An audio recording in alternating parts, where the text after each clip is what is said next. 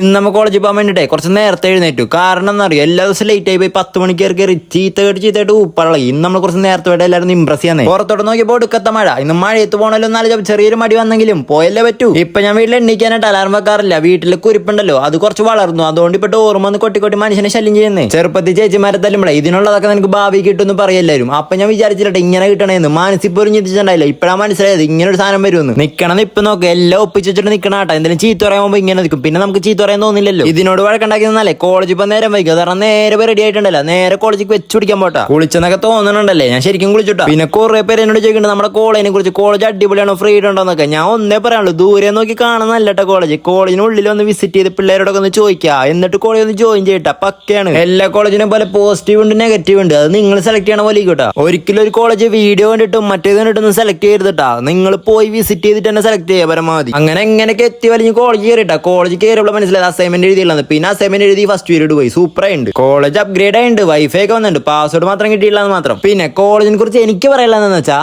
Message DM message ഞാൻ പറഞ്ഞുതരാം. ചോദിച്ചു വരുമ്പോൾ ഞാൻ ഒന്നേ പറയാനുള്ളൂ, റൂൾസ് ഒന്നും എന്നോട് ചോദിക്കരുത്. കാരണം നിങ്ങൾ വരുമ്പോൾ ഇനി പുതിയ റൂൾസ് ആയിരിക്കും, അത് ഞങ്ങൾ ഇനി ഫോളോ ചെയ്യണം. അങ്ങനെ ഓരോ വട്ടവും അങ്ങനെ റൂൾസ് മാറിക്കൊണ്ടേയിരിക്കും. ഇപ്പൊ നിങ്ങൾ ക്ലാസ് റൂമിൽ ഒരാൾ ഫോൺ യൂസ് ചെയ്യണണ്ടില്ലേ, അതുണ്ടല്ലേ ഇന്റർവെല്ലിന് യൂസ് ചെയ്യുന്ന കേട്ടോ, അല്ലാണ്ട് ക്ലാസ് പീരീഡ് യൂസ് ചെയ്യണതല്ല കേട്ടോ. സത്യം പറഞ്ഞാൽ ജീവിതം ആലോചിച്ചിട്ട് നല്ല ക്ഷീണുണ്ട്. ഞാനൊന്ന് ഉറങ്ങട്ടെ, ചിലപ്പോൾ ഉറങ്ങിയാൽ ശരിയാവുന്നേ. പിന്നെ കണ്ടന്റ് ഇല്ല എന്നുള്ള ക്ഷാമം ഞാൻ മാറ്റിയിട്ടാ. ഇനി ഞാൻ ഡെയിലി വീഡിയോ ഇടാൻ ശ്രമിക്കും. ഇത് ഞാൻ കുറെ പറയണു, പക്ഷെ ഇനി ഞാൻ ഇടും, നോക്കിക്കോ.